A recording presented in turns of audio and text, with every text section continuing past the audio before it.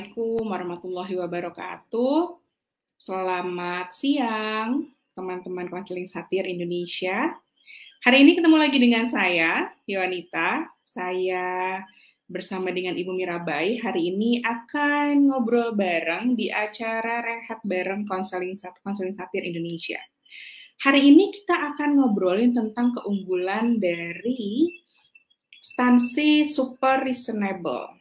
Ya, kalau ngobrolin soal stansi, teman-teman yang sudah menyimak video-video kami sebelumnya, live-live kami sebelumnya, atau bahkan mungkin sudah pernah ikut kelas-kelas kami sebelumnya, pasti sudah tahu ya tentang apa sih stansi super reasonable. Kalau yang belum, nanti boleh scroll lagi ke bawah, boleh lihat lagi video-video atau postingan-postingan kami sebelumnya. Ada 4 stansi yang kita bahas gitu ya. Stansi ini adalah coping mechanism, ya, respon-respon yang biasanya dimunculkan oleh seseorang ketika dia berada dalam kondisi di bawah tekanan. Jadi ada 4 stansi, ada placating, kemudian blaming, super reasonable, dan irrelevant.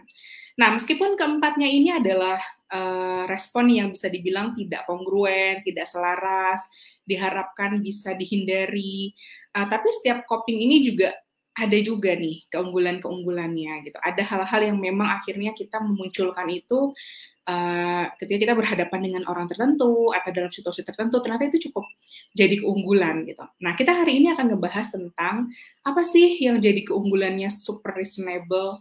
Kalau ketika seseorang itu dominan stansinya super reasonable, apa sih keunggulan yang dia miliki? Maka itu judul kita hari ini adalah keunggulan si super reasonable. 1 jam ke depan kita akan ngobrol bareng sama Ibu Mira. Ibu Mira juga sudah hadir di sini. Kita tunggu. Halo. Halo, Ibu Mira. Waalaikumsalam. Apa kabar, Bu? Baik, alhamdulillah. Pukul Yohan, gimana 12.30 di sini ya. Baik, Iya. alhamdulillah sehat. Di sini pukul di sini pukul 12.30, di sana berarti pukul 10.30. Betul. Oke. Tadi saya sudah berikan sedikit pengantar, menjelaskan sedikit sama teman-teman. Barangkali mungkin ada teman-teman yang baru, teman-teman yang baru kenalan nih sama konseling satir Indonesia gitu, atau mungkin ada yang sudah kenal sebelumnya tapi refresh aja ya tentang apa sih super reasonable gitu. Dan hari ini kita akan ngobrolin tentang keunggulannya si super reasonable ini ya kan? Betul. Oke. Apa sih sebenarnya kan kalau bisa dibilang sebenarnya keempat stansi ini adalah stansi yang sebaiknya dihindari, ya kan? Bukan dihindari ya, mungkin lebih kepada tidak menjadi dominan ya salah satunya gitu ya. Kadang-kadang memang tidak terhindarkan untuk muncul gitu. Tapi apa sih sebenarnya benar nggak kalau dibilang bahwa semua stansi itu punya keunggulan? Artinya ada sebenarnya hal-hal positifnya dari tiap stansi atau gimana, Bu Mira? Oke, nah mungkin kalau aku tarik ke belakang dulu sedikit gitu ya, atau beri pengantar lagi yang lebih lengkap. Ya, boleh, silakan. Kalau kita bicara satir, berarti kita bicara Virginia Satir gitu ya. Virginia Satir ini terapis keluarga, di mana dia dalam buku-bukunya, terutama misalnya The New People Making gitu ya, The Satir Model, itu bilang bahwa ada 4 cara ya, sebetulnya ada 5 cara, yang 4 ini yang nggak sehat tadi yang dibilang oleh Bu Yohan ya, yang namanya stansi gitu. Dan stansi ini menurut Satir ini universal gitu ya. Universal artinya semua orang gitu ya, mau dia dari latar belakang budaya apapun gitu ya, mau dia jenis kelaminnya laki-laki, perempuan, anak-anak, orang dewasa gitu ya, semuanya itu masuk dalam kategori stansi ini gitu ya. Cara menghadapi masalah itu masuk dalam kategori stansi ini. Nah, stansi itu ada 4 ya. Tadi mungkin sedikit review lagi, ada yang namanya placating gitu ya. Placating itu artinya selalu mengalah gitu ya, dia mengorbankan dirinya.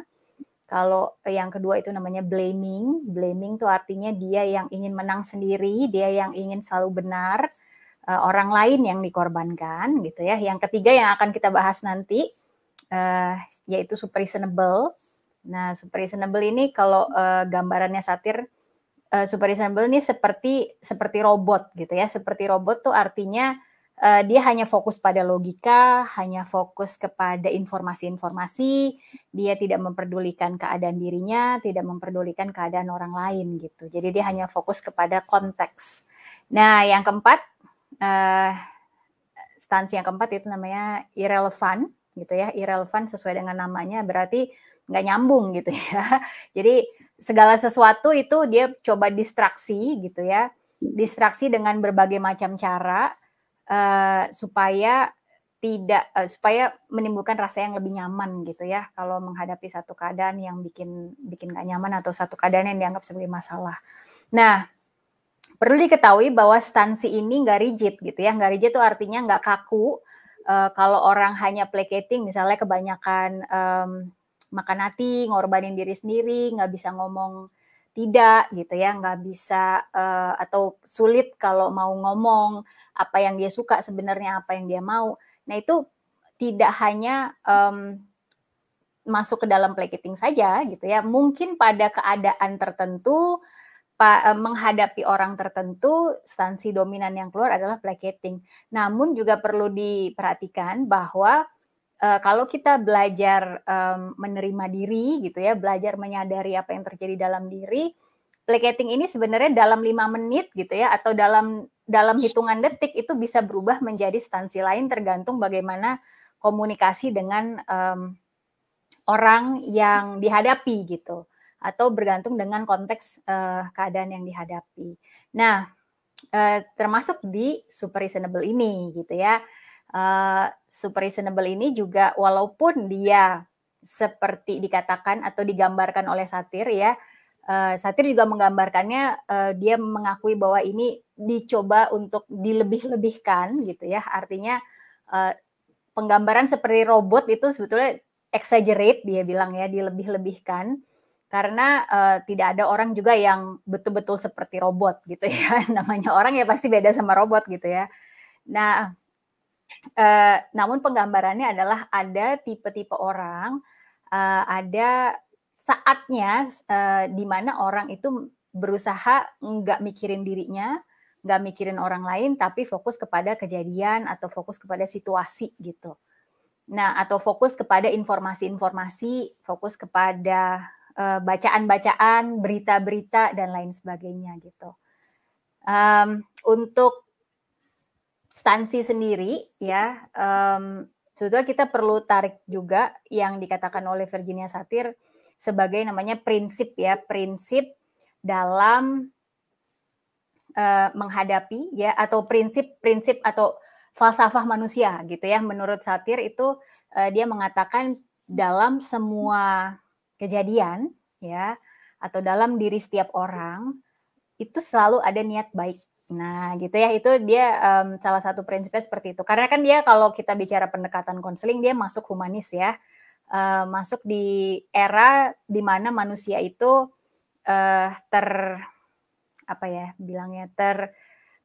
bisa memiliki potensi yang tidak terbatas dalam dirinya gitu ya, punya potensi yang bisa dimaksimalkan.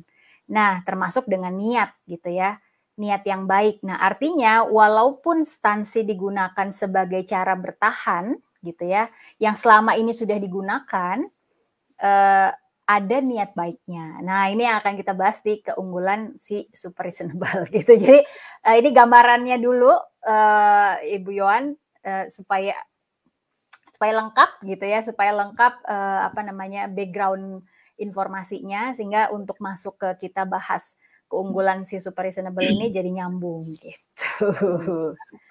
Oke, lebih lengkap ya jadinya. Jadi yang baru-baru pun ngeh ya, ngerti gitu. Ini tuh apa kayak gitu. Oke. Nah, kalau bicara soal keunggulan, apa sebenarnya? Karena saya juga kalau bicara tentang super reasonable, kalau refleksi ke diri sendiri kadang-kadang begitu ketika ketemu sama orang tertentu. Tapi kadang-kadang juga nggak gitu. Jadi seperti tadi dibilang nggak rigid juga kan gitu. Dan kita juga kadang pindah-pindah ya kan? Betul. Tapi juga pernah gitu menemui orang yang kayaknya dominan banget nih, super reasonable-nya gitu, maksudnya dominan banget deh gitu ya. Dan memang sih ada hal-hal baik ya tentunya dari apa yang dia miliki itu. Cuma mungkin pengen denger nih kalau dari sudut pandang satir, apa sih sebenarnya keunggulannya? Oke, sip. Jadi gini, kadang kita menghadapi keadaan, menghadapi kejadian gitu ya, fokus kita kan beda-beda ya. Kalau misalnya kita bahas placating dulu gitu ya, fokusnya itu adalah orang lain yang diutamakan gitu ya. Nah, kalau kita bahas super reasonable, yang diutamakan adalah konteks. Konteks itu artinya bagaimana solusi yang harus dicapai menghadapi masalah ini gitu. Nggak perlu baper, kamu juga nggak perlu baper. Kamu tuh maksudnya orang lain gitu ya, dia berharap orang lain juga nggak perlu baper. Oke, intinya solusi masalah ini tuh apa gitu. Nah, jadi ini jadi satu keunggulannya, baseline-nya adalah dengan keunggulan super reasonable ini, seseorang dapat sukses gitu ya. Seseorang dapat jadi orang yang sukses sebagai problem solver gitu. Nah, problem solver ini kan kalau misalnya kita kaitkan dalam dunia kerja, itu ke settingnya semua orang diharapkan nggak punya perasaan, benar kan ya? Semua orang diharapkan bisa mengatur dirinya sendiri, kehidupan pribadinya, sehingga bisa perform dalam dunia kerja gitu. Jadi kalau kita lihat dalam dunia kerja, dalam bahkan dalam kehidupan parenting juga gitu ya, keluarga gitu. Anak yang disayang adalah anak yang nggak terlalu rewel, yang pinter, yang gampang diatur gitu, ya kan? Jadi memang konteks bicara super reasonable, bicara fokus kepada solusi dari sebuah masalah tanpa banyak embel-embel segala sesuatu yang perlu diperhatikan gitu ya. Ini jadi ringkes, jadi hemat tenaga, jadi hemat waktu, ya kan? Nggak perlu dealing dengan segala sesuatu yang terlalu dalam. Nah, jadi kalau kita lihat biasanya orang yang sukses, ya dia punya dominan cara menghadapi masalah, cara berkomunikasi dengan orang lain juga menggunakan instansi super reasonable ini gitu. Nah, terus gimana dong buat orang-orang yang istilahnya agak-agak sangat sensitif gitu ya, supaya bisa jadi super reasonable gitu ya. Sebenarnya bukan supaya bisa jadi super reasonable, supaya bisa mengadopsi keunggulan gitu ya dari instansi super reasonable ini gitu. Artinya bagaimana mengakses gitu ya sebuah kemampuan supaya kita juga bisa nggak terlalu baper dan langsung fokus pada solusi gitu. Nah, ya mungkin dari sini sampai sini ada insight atau ada kalau misalnya bicara soal problem solver, artinya bisa dibilang kalau orang-orang dengan super reasonable cenderung as a leader dia oke gitu. Sangat oke. Betul. Sangat oke. Walaupun ada harga yang harus dibayar yaitu dari kesuksesan itu gitu ya. Tapi itu kita bahasnya nanti gitu ya. Kita bahasnya di belakang gitu intinya. Itu gitu ya harganya betul. apa gitu. Betul. Karena kita lihat aja kalau kita mengobservasi ya orang-orang yang hebat sebagai leader itu mereka sangat bisa untuk nggak peduli dengan perasaan pribadi, tapi bisa langsung fokus terhadap masalah yang dihadapi gitu. Ini masalah ini penyumbangnya apa? Oke, langsung aja gitu. Langsung kita capai solusinya, bagaimana caranya yang efektif gitu. Jadi betul-betul sangat fokus gitu, sangat fokus dan yang diperdulikan oleh orang dengan fokus lebih kepada konteks pemecahan masalah itu dia akan mendengarkan atau lebih memperhatikan informasi-informasi yang bisa berkontribusi untuk pemecahan masalah gitu. Jadi beda fokus aja. Karena kalau kita bicara orang yang gampang baperan gitu ya, gampang sensi, atau orang yang itu tadi contoh placating gitu ya, atau orang yang blaming, maunya nyalahin orang lain supaya orang lain yang memecahkan masalah gitu. Itu kan juga kalau kita bandingkan gitu ya, keefektivitasan masalah itu bisa terselesaikan justru oleh orang yang fokusnya kepada konteks gitu. Oke. Kalau mundur sedikit tentang apa saja yang menjadi ciri-ciri orang-orang dengan super reasonable, boleh nggak Bu kasih contoh, baik dalam konteks pekerjaan atau dalam relasi, dalam keluarga, apa misalnya hal-hal yang bisa membuat orang mudah untuk mengidentifikasi, sepertinya orang yang saya hadapi ini adalah super reasonable, atau mengidentifikasi diri sendiri gitu, untuk mengulang saja.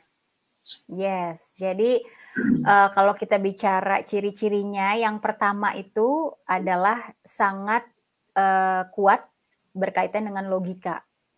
Jadi kalau kita bisa observasi dari bahasa yang biasa diucapkan gitu ya, orang-orang super reasonable ini bahasa yang sangat diucapkan adalah bahasa yang sangat sering diucapkan adalah, oh ini nggak masuk akal gitu. Ini kan logika ya, bicara logika gitu. Ini nggak masuk akal, makanya nggak usah baperan gitu.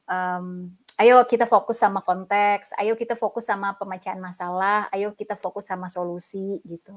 Itu bahasa-bahasa yang biasa digunakan. Atau juga dia misalnya bisa juga membahasakan, oke, kalau butuh waktu untuk meregulasi emosi, meregulasi diri, butuh berapa menit, nanti setelah itu kita bahas bareng-bareng ya kalau udah mendingan gitu. Nah, ini juga salah satu ciri-ciri orang yang super reasonable. Nah, kalau ditanya tentang perasaan, dia susah untuk mengakses gitu ya. Jadi kalau ditanya masalah yang kemarin gimana sih perasaan kamu menghadapi itu gitu. Ya harusnya yang ini sih ya, itu kan bisa dilihat dari berbagai macam sudut gitu. Nah, jawabannya tuh logika lagi gitu. Padahal kan manusia itu ya seperangkat gitu ya, seperangkat seperangkat banyak bagian yang utuh, yang lengkap gitu. Artinya manusia itu bukan hanya logika, bukan hanya segala sesuatu yang realistis saja gitu yang bisa diakses, tapi perasaan juga seharusnya jadi satu alat navigasi, satu keunggulan juga yang bisa membantu kita mencapai sumber daya kita. Jadi perasaan itu tidak dianggap sebagai sumber daya oleh orang yang super reasonable gitu. Seperti itu. Itu ciri yang paling ini ya, ciri yang paling kelihatan gitu. Oke. Jadi kalau misal dalam dunia kerja nih gitu ya, ya pokoknya rapat jam segini, terserah permasalahan pribadi seperti apa, tapi saya harap dalam rapat kita semua bisa berkontribusi dengan baik, misalnya gitu ya. Itu kan ciri-ciri leader ya, ciri-ciri leader salah satunya seperti itu. Jadi oke, kalau bahas perasaan nanti aja gitu. Ini fokus, coba semuanya fokus gitu ya, semuanya mengakses sumber daya kognitif aja gitu. Jadi menganggap perasaan sebagai sebuah masalah justru gitu. Nah, kalau orang-orang super reasonable itu biasanya dia memang kalau itu adalah hal yang dominan dalam dirinya, itu akan muncul terus berhadapan dengan siapapun, atau bagaimana jika misalnya ternyata dia adalah orang yang super reasonable jika berhadapan dengan orang yang bisa dibilang lebih tersubordinasi gitu ya, di bawahannya kah gitu misalnya, atau siapanya gitu, dia menjadi sangat bisa super reasonable, tapi misalnya ternyata kalau dengan atasan tidak, misalnya dia malah cenderung placating misalnya gitu, itu artinya ya memang tetap dia adalah orang super reasonable namun memang tidak dominan, atau bagaimana? Mungkin kita lihatnya bukan pengkategoriannya, tapi manfaat dari kita tahu adanya stansi ini adalah self-awareness gitu. Jadi self-awareness artinya kita berfokus kepada, oh saya sekarang, ya intinya saya sekarang sedang fokus untuk mengakses segala sesuatu yang berhubungan dengan logika karena konteksnya dibutuhkan seperti itu. Karena ada self awareness itu, maka cara menghadapi masalah yang hanya fokus kepada logika itu bisa bisa diarahkan sesuai dengan kejadian, sesuai dengan apa yang diperlukan gitu. Tapi juga ada awareness bahwa oke, sebagai leader yang baik misalnya ya, setelah saya minta misalnya staff saya dan lain sebagainya untuk fokus, di mana saya juga tahu sebetulnya dia punya masalah, saya akan alokasikan waktu yang berbeda khusus untuk istilahnya memberikan ruang, memberikan fasilitasi untuk mendengarkan juga, untuk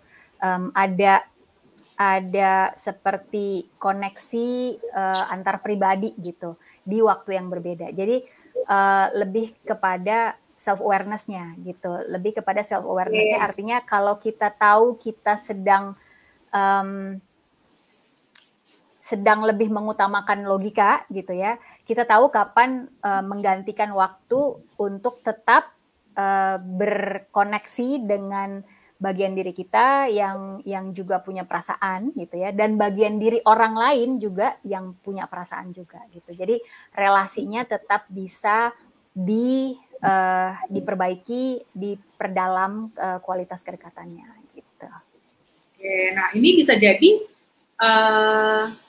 saya dengar ini juga jadi berpikir bahwa mungkin itu juga jadi keunggulannya super reasonable ya, bahwa ketika dia mendapat penjelasan yang menurut dia alasannya bisa diterima, cukup masuk akal, bahwa ya artinya sepanjang ada yang bisa memberikan penjelasan, ada yang bisa memberikan dia pemahaman bahwa penting juga loh untuk menyisihkan apa ya, untuk memberi waktu pada dia yang butuh dilayani secara perasaan, dia mungkin akan bisa melayani itu gitu, istilahnya begitu ya gitu.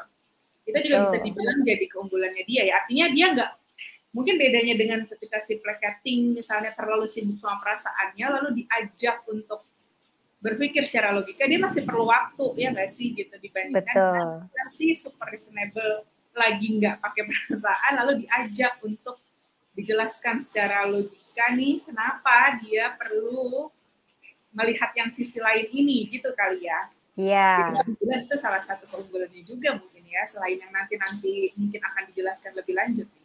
Betul. Dan kalau ada self awareness itu, kalau ada kesadaran diri dan juga kemampuan berkomunikasi dengan baik gitu ya. Karena untuk minta orang fokus kepada logika atau segala sesuatu yang lebih kognitif sifatnya, kan nggak semua orang juga bisa langsung mengakses seperti halnya si super reasonable ini gitu ya. Seperti halnya cara untuk menghadapi masalah yang seperti ini gitu. Nah, oleh karena itu kemampuan untuk komunikasi juga baik, dan kemampuan untuk memperdulikan orang lain ya, maksudnya memperdulikan keadaan orang lain juga baik gitu dalam penyampaiannya. Nah, kalau kaitannya dengan orang-orang yang juga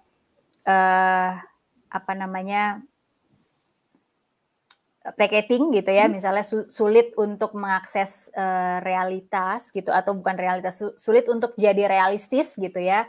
Karena yang realistis itu adalah sangat terlalu fokus pada perasaannya. Nah, kemampuan super reasonable ini untuk tadi selain awareness dan kemampuan komunikasi, penerimaan juga baik gitu, karena supaya pesan kita ditangkap gitu ya, supaya pesan kita bisa diterima oleh orang lain, itu kan juga perlu cara komunikasi yang juga memperdulikan keadaan orang lain gitu. Jadi penerimaan dalam membantu orang lain untuk siap fokus kepada logika, kepada kognisi saja, itu juga diperlukan untuk si super reasonable ini gitu. Kalau tanpa itu jadi bumerang buat si super reasonable gitu. Seperti itu. Ya, awareness-nya itu ya. Itu penting. Oke. apalagi kalau dalam relasinya dengan keluarga, itu kan tadi dalam pekerjaan ya, gitu kan, dalam pekerjaan. Sebenarnya sebelum ke keluarga sih juga pengen tahu apakah gitu memang akhirnya dalam profesi-profesi tertentu orang-orang super reasonable nih lebih dibutuhkan gitu. Dalam profesi lainnya orang-orang marketing tuh kayaknya lebih bisa optimal gitu-gitu nggak sih Bu? Ada hal-hal seperti itu nggak sih, terlepas dari bahwa ini memang hal yang sebenarnya nggak kongruen dan baiknya dihindari, tapi karena kita bicara soal keunggulan gitu, ada nggak sih kondisi-kondisi yang profesi-profesi tertentu malah justru sebenarnya diuntungkan dalam tanda kutip ketika di dalamnya ada orang-orang dengan stansi-stansi itu. Betul sekali. Ini pas banget Bu Yohan, ini spot on gitu ya. Artinya meng-highlight sesuatu yang sangat penting gitu ya, di mana cara mengatasi masalah yang fokus kepada logika ini jadi keunggulan dalam profesi gitu ya. Dan ini bagus sekali kalau diketahui oleh orang-orang dalam dunia kerja, sehingga dominansi gitu ya, dominansi dia menghadapi masalah ini justru jadi keunggulan dia, justru jadi hal yang bikin dia perform dengan baik gitu ya. Nah, contohnya kalau misal dalam profesi ini orang-orang IT. Orang-orang IT tuh nggak boleh baperan ya kan. Kalau baperan itu nanti sistemnya nggak jalan gitu ya. Istilahnya sangat perlu logika, sangat perlu fokus kepada konteks gitu ya. Sangat perlu kemampuan analitis, itu sangat tinggi gitu ya. Orang-orang juga yang bekerja sebagai dokter itu juga perlu punya stansi super reasonable, karena dia harus mendiagnosa ya kan. Dalam diagnosa itu kan perlu mempertimbangkan segala macam hal, dan segala macam hal ini perlu dicek gitu kan ya. Nggak bisa pakai perasaan aja, ini kayaknya perasaanku bilang gitu ya. Ini kayak perasaanku bilang penyakit ibu atau bapak adalah A, adalah B, adalah C, nggak mungkin ya kan. Maka dia harus mendiagnosa dengan serealistis mungkin, berdasarkan simptom-simptom gitu ya, berdasarkan gejala-gejala yang memang ditunjukkan gitu. Ini kan artinya gejala-gejala yang ditunjukkan adalah sebuah informasi tambahan ya kan, yang perlu dipertimbangkan. Nah, seperti itu. Jadi salah duanya gitu ya, profesi yang sangat diunggulkan dengan stansi super reasonable adalah itu tadi ya. Segala sesuatu yang berkaitan dengan penelitian juga akan happy sekali orang yang kebiasaannya dalam menghadapi masalah itu fokus hanya pada logika gitu ya. Kekuatannya pada logika itu bidang penelitian juga research gitu ya. Research itu segala sesuatu yang berkaitan dengan penelitian itu pasti oke banget ya di situ. Gitu, pasti kuat gitu istilahnya, jadi keunggulannya gitu. Terus apa lagi ya? Segala sesuatu yang jadi penasaran pengen tahu kalau nanti kita bahas lagi gitu lain waktu. Boleh. Profesi lainnya tuh kalau bicara keunggulan, profesi apa nih yang sebenarnya bisa memanfaatkan keunggulannya orang-orang marketing gitu ya, atau sebaliknya profesi-profesi lainnya gitu. Oke, lanjut. Iya. Nah, kalau kita bicara konseling, orang-orang super reasonable ini cocok pakai CBT gitu. Cocok pakai pendekatan CBT. CBT itu maksudnya yang sangat kognitif sekali gitu kan ya. Dia punya keunggulan untuk misalnya dalam menganalisa masalah klien gitu ya, atau masalah siswa misalnya, dia langsung tahu nih, oh ya kalau kamu mikirnya kayak gitu ya. Jadi kan langsung fokus kepada area kognitif gitu. Dan bisa memberdayakan juga untuk membantu orang supaya nggak cepat baper gitu ya, membantu klien untuk berpindah dari kondisi yang fokus kepada perasaan jadi kondisi yang lebih solutif gitu, lebih ada solusinya dibanding hanya bicara tentang perasaan saja gitu. Jadi kalau untuk konselor itu tadi keunggulannya adalah kalau dia pakai pendekatannya CBT. Kalau dia pakai pendekatan yang humanistik gitu ya, yang client center tuh agak ini tuh agak susah gitu.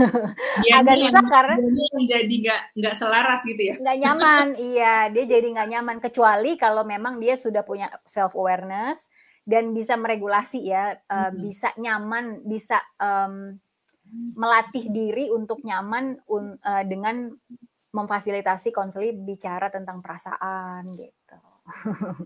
Cuman Jadi, artinya kalau itu kan kalau konselornya super reasonable gitu ya. betul. Lalu bagaimana dengan jika si konselornya super reasonable gitu, tapi kliennya kan kadang-kadang orang datang dengan kondisi di mana menurut kita seharusnya diajak ke logika. Namun terus ingin fokus pada perasaannya, sekedar ingin diterima saja. Super reasonable ini akan tetap merasa kesulitan nggak dengan CBT, atau ya memang itu menjadi keunggulan yang dia bisa menarik kliennya untuk menjadi lebih realistis. Jadi kalau kita bicara membina raport misalnya ya, dikaitkan dengan konteks membina raport, si konselor yang dominan untuk kuat di bidang logika gitu ya, atau di ranah logika, ini perlu juga sedikit menyadari bahwa kalau terlalu fokus dengan kognisi gitu ya, maka raport kan nggak terbina ya, karena segala sesuatu kliennya baru cerita gitu ya, baru cerita ini masalah saya ini gitu ya, aduh itu udah langsung ke spot on sebenarnya, langsung ketahuan masalah yang dihadapi, langsung ketemu gitu kan. Kalau langsung diomong solusinya begini gitu ya, itu jadi nggak konseling ya kan. Jadi lebih kepada konsultasi gitu, lebih kepada konsultasi, lebih kepada pemberian nasihat gitu. Iya. Jadi yang gampang-gampang aja, yang cepet-cepet aja, kayak gini kok dijadiin masalah gitu. Tapi kalau di sekolah gitu kan, ini udah mau masuk lagi gitu, udah gini aja, kamu gini aja supaya cepat gitu ya. Iya, betul. Nah itu salah satu tanda-tanda bahwa kita sebagai konselor sedang justru tidak dalam keadaan yang kongruen gitu ya, tapi kita jadi counter transference, bias kita, kebiasaan kita itu keluar, mempengaruhi cara kita berkomunikasi dengan klien kita, mempengaruhi cara kita menerima dia, jadi nggak apa adanya lagi gitu ya, jadi bersyarat gitu ya, jadi sangat bersyarat, dan jadi relasinya itu tidak mendalam gitu, karena belum mau, istilahnya kalau orang nyelam gitu ya, kalau orang berenang ini baru mau nyelam udah ditarik lagi ke atas gitu kan. udah langsung naik ke logika lagi gitu. Kayak gitu. Ya. Oke. Baik, mudah-mudahan nih teman-teman yang super reasonable, yang konselor-konselor yang super reasonable juga jadi dapat insight ya, dapat insight untuk kadang-kadang misalnya mengalami kesulitan dalam melayani perasaan gitu, yang kadang-kadang ngerasa, aduh masalah gini aja gitu kan, ya walaupun kita sama-sama tahu konselor nggak boleh begitu, tapi kadang ya itu tadi bias-bias yang akhirnya muncul kadang-kadang kan tidak terhindarkan. Tapi kalau kita udah aware, kita self awareness-nya terus bisa jalan muncul gitu ya, insya Allah semakin hari semakin lebih optimal ya proses pemberian bantuannya. Ya, betul. Nah kalau tadi kaitannya dengan relasi dalam keluarga, karena kalau ngomong Virgin yang satir juga kita nggak bisa lepas dari bicara soal family therapy, ya kan? Kalau misalnya bicara tentang apa keunggulannya si super reasonable dalam konteks hubungan dia dengan, bukan dalam pekerjaan, baik dalam hubungan dia dengan keluarga, dengan anak, orang tua, pasangan gitu. Apa yang bisa jadi keunggulan gitu? Karena kalau ngomong soal logika, cenderungnya kan yang kita pahami adalah jarang pakai perasaan. Sedangkan bicara soal hubungan, bicara tentang perasaan kalau menurut saya gitu kan. Betul. Artinya bagaimana membangun relasi dengan anak, bicara soal perasaan. Bagaimana kayak misalnya anak nggak mau makan, bagaimana membuat dia mau makan tapi tidak seperti jadi militer gitu kan, ya tidak semua dibawa ke logika karena ada usia-usia di mana dia juga belum paham dan lain sebagainya. Apa Mira keunggulan si super reasonable dalam konteks hubungan dia di keluarga? Oke, nah dalam konteks hubungan keluarga, keuntungannya atau keunggulannya adalah segala sesuatu itu terstruktur, segala sesuatu terorganisir dengan baik, sehingga kehidupan praktis dalam berkeluarga. Jadi kehidupan praktis dalam berkeluarga itu maksudnya planning gitu ya, segala sesuatu tuh sudah terplanning dengan baik, sudah terorganisir dengan baik, sudah terstruktur dengan baik ya. Kalau ada jadwal tuh jadi dia punya sistem sendiri gitu dalam menjalankan rumah tangga gitu. Nah, ini orang yang super reasonable tuh sangat diuntungkan dengan kemampuannya dengan logika itu. Karena kalau kita bicara logika, artinya ada struktur di situ, ada urut-urutan yang jelas, ada pengorganisasian yang jelas, pengkategorian yang jelas gitu.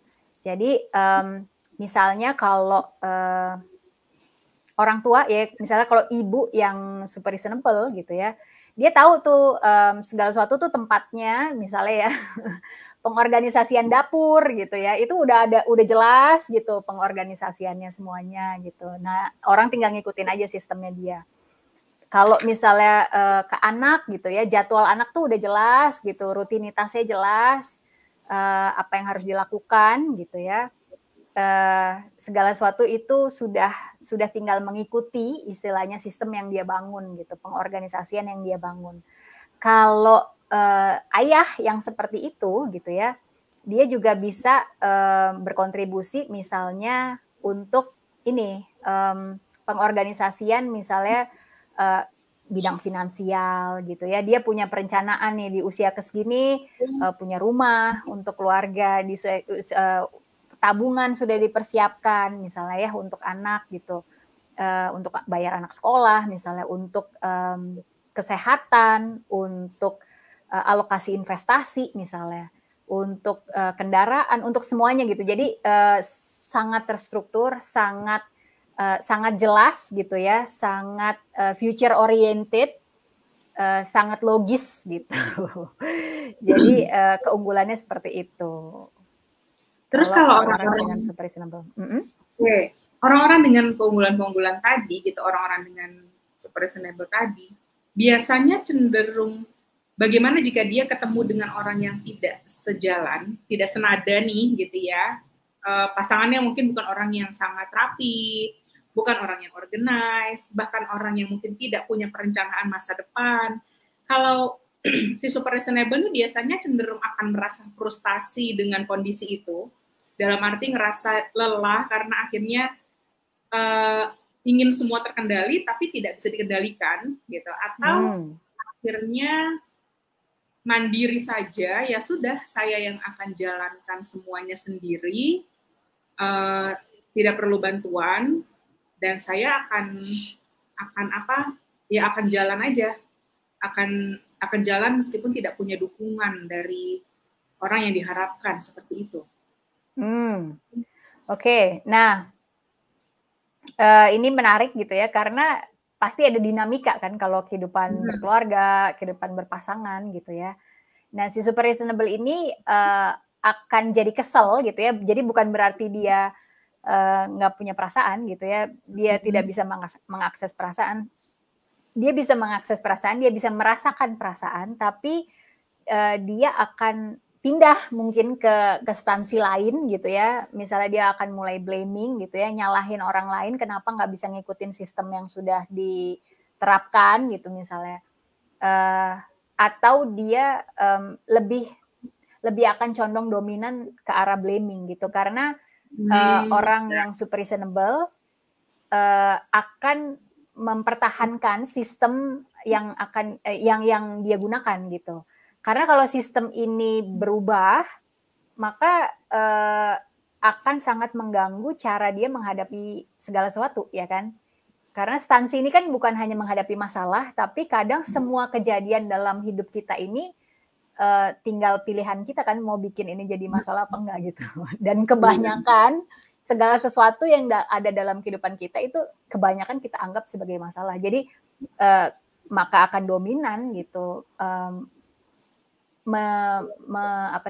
Solusinya itu lebih kepada logika saja, sehingga bentuknya untuk mempengaruhi orang lain mengikuti cara yang dia inginkan adalah dengan cara logika juga gitu. Awalnya mungkin ngobrol gitu ya, diskusi, ngajak memperkenalkan sistemnya seperti apa, ngomongin aturan-aturannya seperti apa gitu ya, mengharapkan orang lain memahami dan mengikuti aturannya seperti apa. Dan ini dinamikanya kan tergantung orang yang diajak ngomong ini menghadapi itu atau memaknai cara berbicara seperti itu tuh sebagai apa gitu ya. Sebagai apakah sebagai sebuah pengaturan yang tidak ada rasa peduli, tidak ada rasa sayang, sangat dingin gitu ya. Itu bisa juga diartikan seperti itu gitu. Maka cara komunikasi itu sangat penting gitu ya untuk orang-orang yang keunggulannya super reasonable ini. Jadi bukan hanya sistemnya sangat penting gitu ya, maksudnya itu juga sangat penting untuk si super reasonable, tapi untuk punya kualitas relasi yang memuaskan gitu ya dengan pasangan itu perlu juga cara komunikasi yang baik yang juga bisa yang bisa nyambung gitu. Nah kalau nggak nyambung gimana ya kan akan jadi blaming jatuhnya nanti. Gitu. Iya, dan kita juga Bu Windy bilang kalau mengekspresikan perasaan tuh buat orang reasonable dianggapnya jadi kayak drama yang berulang gitu, kayak aduh drama banget sih gitu mungkin ya. Betul. Ini juga ada tanggapan nih dari Ade Empur ya, spellingnya gimana? Ade Empur Jambi. Konseling cepet gitu atau spot on dengan konseling brief solution juga beda pastinya ya Kak? Oke, nah ini pertanyaannya menarik sekali karena mungkin pemahaman kita terhadap counseling brief solution itu apa gitu ya. Counseling brief solution atau SFBC gitu ya, solution focus brief counseling itu bukan artinya kita langsung ngasih tahu solusinya, tapi kita memfasilitasi konseling kita untuk lebih fokus kepada hal-hal baik yang dia punya gitu, hal-hal kepada sumber daya yang dia punya gitu. Jadi memang seperti kognitif gitu ya, seperti langsung kepada solusi, tapi kalau cara penyampaiannya itu tidak memperdulikan keadaan si konseli, ini jadi advice gitu jatuhnya jadi advice gitu, sangat singkat gitu ya, sangat singkat. Kenapa? Karena bukan konseling karena kasih nasihat aja gitu ya. Nah maka pemahaman kita terhadap SFBC itu juga perlu mendalam gitu, artinya bukan hanya sekedar teori tapi dalam mengaplikasikan yang dikatakan sebagai solution focus brief counseling, teknik-tekniknya atau jangankan tekniknya ya, cara kita menghadapi konseling kita pun ya perlu pakai kompetensi dasar gitu, kompetensi dasar atau karakter pribadi si konselor juga gitu. Jadi penerimaan tetap ada, penerimaan tanpa syarat gitu ya, maksudnya memperbolehkan si konseling kita cerita dulu gitu, nggak langsung dipotong gitu, nggak langsung ini salah gitu, ini tidak memberdayakan gitu. Nah justru kemampuan untuk memilih kapan respon itu masuk gitu ya, kapan respon itu diberikan, itu jadi sangat krusial dalam SFBC gitu. Karena kalau kita salah timing ya, kalau kita salah timing maka konseling kita akan merasa tidak dipahami, akan merasa tidak diterima, akan merasa ditolak gitu ya, akan merasa tidak didengar. Jadinya malah aliansi terapeutiknya itu tidak membawa pada solusi gitu. Jadi justru menciptakan problem baru gitu antara si konseli dengan konselor gitu. Oke, baik. Semoga sudah terjawab. Tapi kalau belum dan yang ditanggapi lagi atau mungkin ada hal-hal lanjutan yang muncul dari penjelasan tadi, boleh diketik kembali ya di kolom. Nah, kalau ini ada Pak Faisal bilang setuju Mbak Windy, butuh ekstra akses perasaan, toleransi ekspektasi dan target gitu. Nah, kalau apalagi kalau dalam family ya gitu kan, kalau dalam family ada semua hal ya gitu kan, yang harusnya kayaknya kerjaan kita udah bisa selesai sore ini, ya ini pakai baper-baper jadi ketunda gitu kan istilahnya ya, atau di keluarga juga seperti itu gitu kan, jadi ekspektasi kita sesuaikan gitu ya. Gimana tuh Bu Mira? Ya emang butuh ekstra ya. Betul, Kalau yang satu sangat enable, yang satu bukan gitu. Iya, sangat butuh ekstra karena di balik keunggulan pasti kan ada kekurangan ya kan. Nah kalau kita bicara 3 bagian yang membentuk sebuah cara menghadapi masalah itu jadi membedakan antara yang sehat dengan yang nggak sehat gitu ya.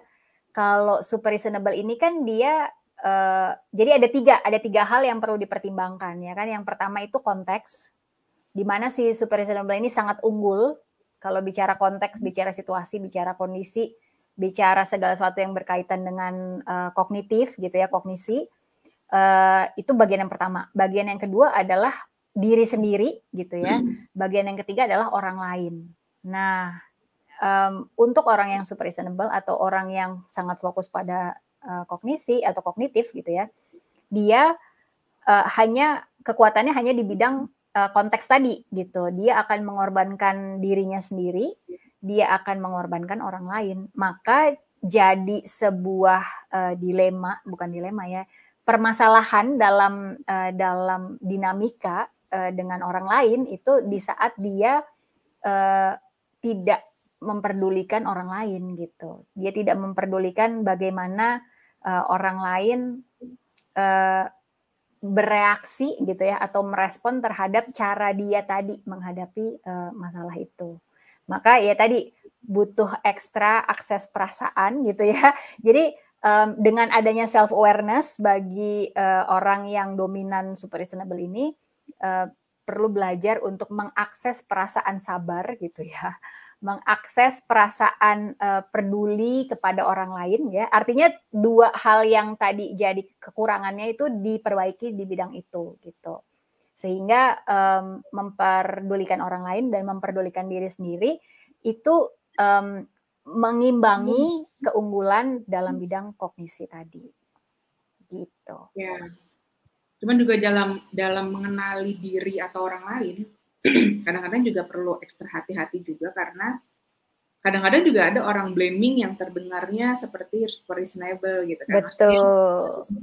Dia blaming dengan memaparkan berbagai artinya gini, dia berusaha fokus pada konteks gitu, namun sebenarnya di balik itu ada kondisi-kondisi yang sebenarnya dia hanya sedang tidak memikirkan orang lain namun memikirkan dirinya sendiri gitu. Betul. Cuma kadang tidak mudah dilihat ya kan. Iya. Jadi harus lebih dilihat nih ya kan Bu Mira ya.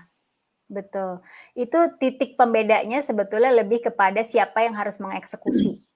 Gitu. Gimana? Siapa yang harus menjadi problem solvernya. Nah, kalau super reasonable yang menjadi problem solvernya adalah sama-sama gitu.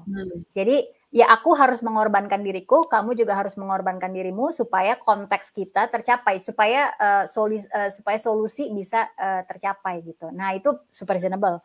Kalau blaming ini ya terserah gimana caranya, kamu yang harus mencapai solusi gitu. Itu bedanya di situ. Karena kalau blaming dalam 3 ranah tadi ya, konteks, diri sendiri dan orang lain itu dia mengorbankan orang lain gitu. Dia masih fokus pada konteks kan ya kalau orang-orang betul, blaming. dia sangat bisa menjabarkan alasannya A, B, C, D gitu. Tapi orang yang istilahnya diharapkan menjadi problem solver adalah orang lain gitu. Iya. Iya, artinya kadang-kadang kan kita kepleset ya di situ gitu istilahnya. Betul. Kayak oh dia cuma sedang lagi sangat super reasonable gitu. Tapi ya itu kita mesti ngeh bedanya di mana baik tentang diri kita ataupun ketika berhadapan ya sama orang lain. Ini saya cuma lagi blaming dan menyelamatkan diri sendiri atau memang betul-betul bertujuan baik untuk organisasi atau untuk keluarga gitu ya. Seperti itu. Betul. Oke. Karena kalau dicari alasannya itu pasti ada gitu. Ya. Dicari faktor pendukungnya itu pasti ada, pasti ditemukan gitu. Tapi relasi kan jadi nggak baik ya. Kualitas relasi jadi dikorbankan gitu. Oleh karena itu makanya kalau kita bahas tadi orang-orang yang sukses gitu ya, mereka sangat unggul untuk memajukan perusahaannya, misalnya ya, sangat unggul untuk istilahnya mendidik anak-anaknya jadi orang yang semuanya berhasil, istilahnya ya, faktor keberhasilan dalam pendidikan anak atau mendidik anak itu adalah anaknya sukses gitu ya. Tapi kalau dikorek ya, digali lebih dalam di sisi bagaimana kualitas kedekatan relasi secara emosional itu akan sangat kurang gitu. Karena dua-duanya ya, karena super reasonable pun akan begitu ya. Iya, betul. Jadi makanya kebanyakan bos gitu ya atau leader-leader yang sangat terkenal, sangat sukses itu kehidupan pribadinya, kehidupan personalnya, kalau kehidupan personalnya dia dengan dirinya sendiri pertama nggak sehat gitu. Nggak sehat kenapa? Karena dia workaholic ya kan. Dia sangat dia nggak peduli keadaan dirinya, yang penting dia bisa kerja gitu ya. Jadi eksistensi dirinya itu lewat pekerjaan gitu. Karena dedikasinya tinggi ya kan. Di kantor dapat apa ya, pengakuan, dapat betul, dapat hal-hal yang memang dia cari gitu di dalam pekerjaan. Iya. Nah, artinya kan kalau dia mendedikasikan semuanya untuk pekerjaan, artinya diri sendiri itu jadi tidak terlalu diperdulikan gitu ya. Istilahnya kalau hanya bisa tidur 2 jam dalam sehari, sisanya adalah kerja, itu yang diharapkan gitu ya. Jadinya kan ya tubuh kan juga bagian dari perangkat diri gitu ya, selain hanya perasaan gitu. Maksudnya selain perasaan, tubuh juga adalah perangkat diri. Selain kognisi, selain kemampuan berpikir, tubuh dan perasaan juga perangkat gitu. Nah, dalam relasi dengan keluarga biasanya orang-orang yang sukses gitu ya, biasanya orang-orang yang super reasonable gitu ya, yang sangat solutif gitu, sangat problem solver sekali sehingga dia mampu sukses gitu ya.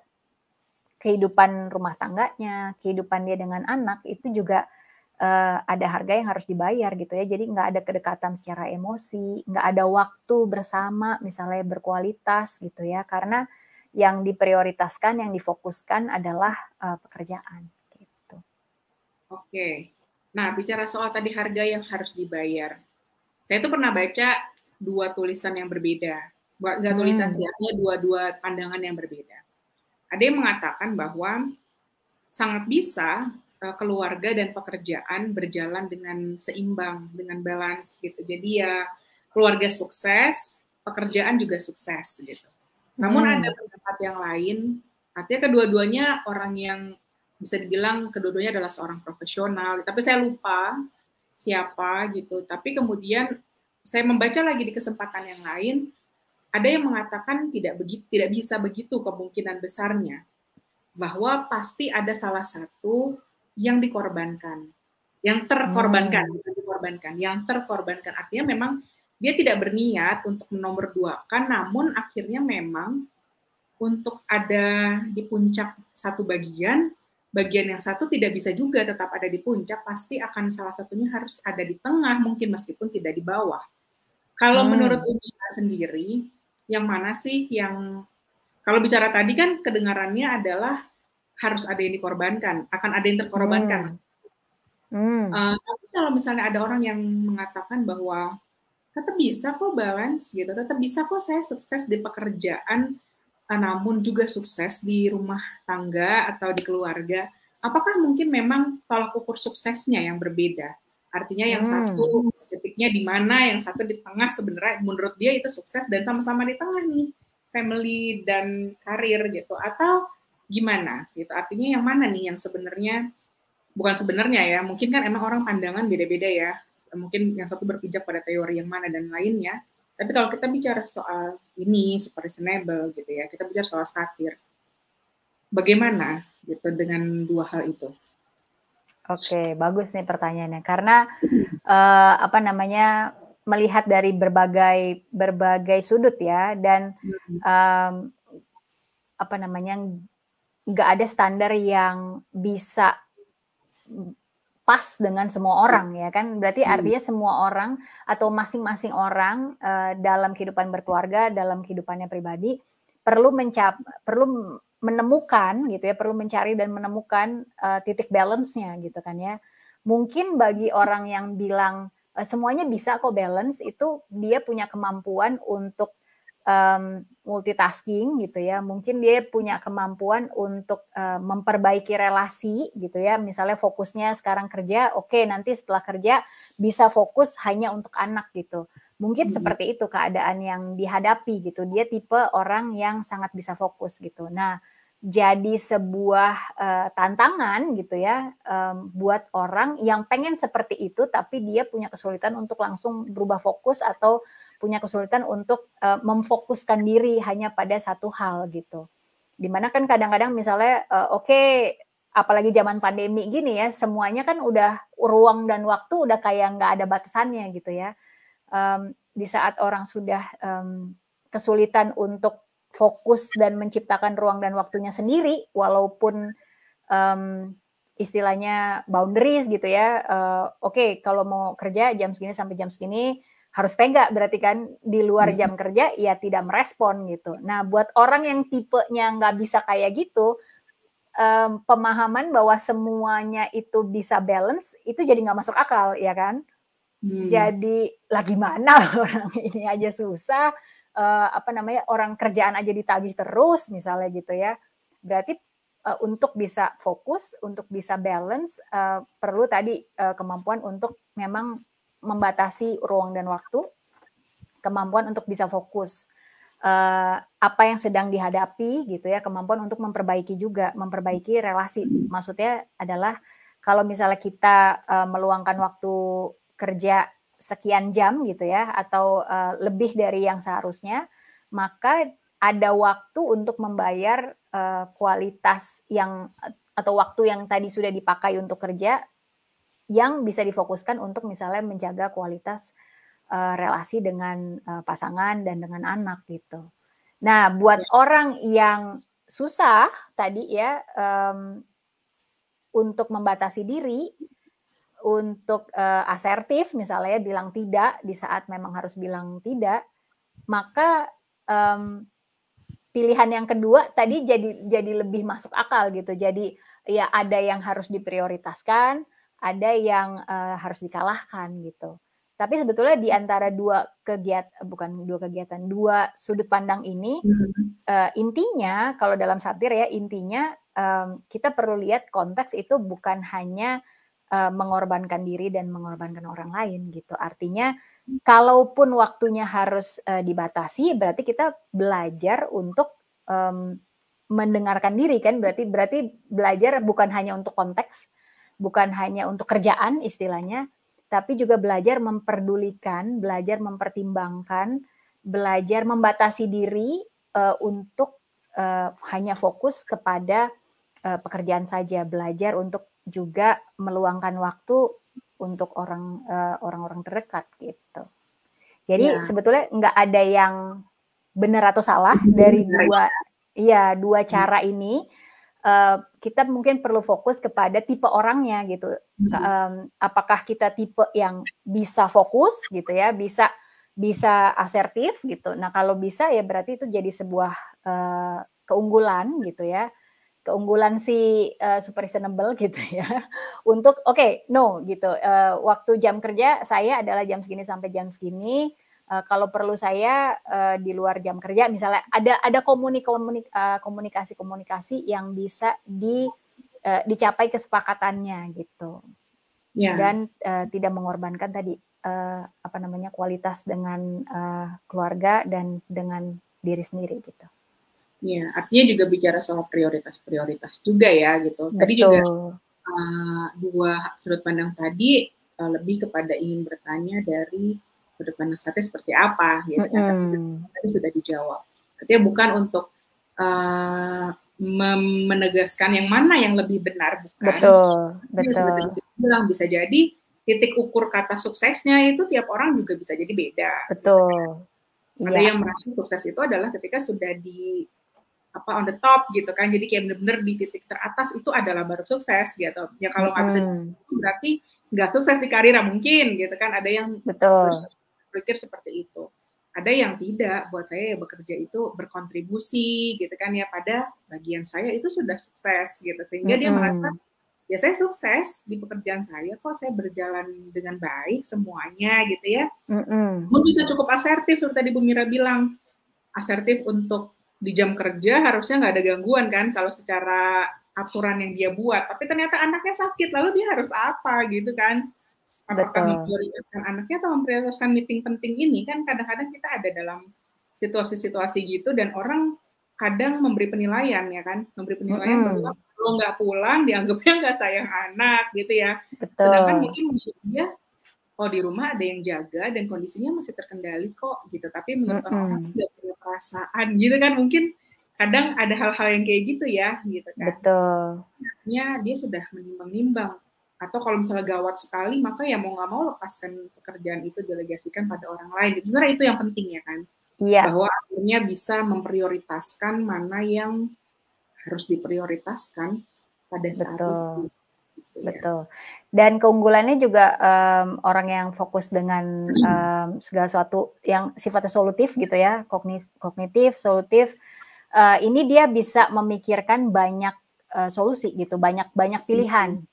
Banyak pilihan gitu. Jadi sesuai dengan konteks kejadian, dia akan pilih tadi kayak misalnya anak sakit, ini harus kerja. So orang yang super reasonable itu bisa tidak hanya memilih salah satu, tapi bisa tadi pakai alternatif pilihan gitu, pakai segala sesuatu yang sifatnya solutif gitu, yang bukan hanya mengorbankan salah satu gitu. Nah itu yang yang istilahnya yang sehat gitu ya, yang super reasonable, yang udah punya self awareness, yang mengarah menjadi seorang yang kongruen gitu, karena solusi-solusi yang bisa diakses gitu ya, solusi yang banyaknya pilihan yang ada gitu, bukan hanya melulu yang dimenangkan adalah soal pekerjaan misalnya gitu. Dan dan kalau tadi bicara harga yang harus dibayar, ini juga mungkin perlu jelas juga bahwa kalau saya bicara harga yang harus dibayar itu bisa dilihat dari dua sisi. Harga yang harus dibayar itu adalah yang pertama, sisi pertama adalah usaha yang perlu dilakukan gitu ya, untuk mencapai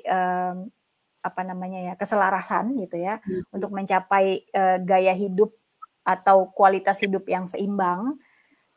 Yang kedua, harga yang harus dibayar adalah kalau kita mempertahankan cara kita menghadapi masalah dengan hanya fokus kepada kognitif, hanya fokus kepada logika, maka harga yang harus dibayar adalah konsekuensi yang akan kita dapatkan gitu. Jadi ada dua hal nih kalau bicara harga yang harus dibayar. Oke, ada konsekuensinya dan juga usahanya mungkin jadi harus lebih. Betul. Dan siap, artinya ketika punya konsekuensi ya siap gitu ya, siap dengan yang muncul gitu ya. Kan tadi, banyak yang oke, pilih ini tapi nggak siap dengan konsekuensinya. Iya.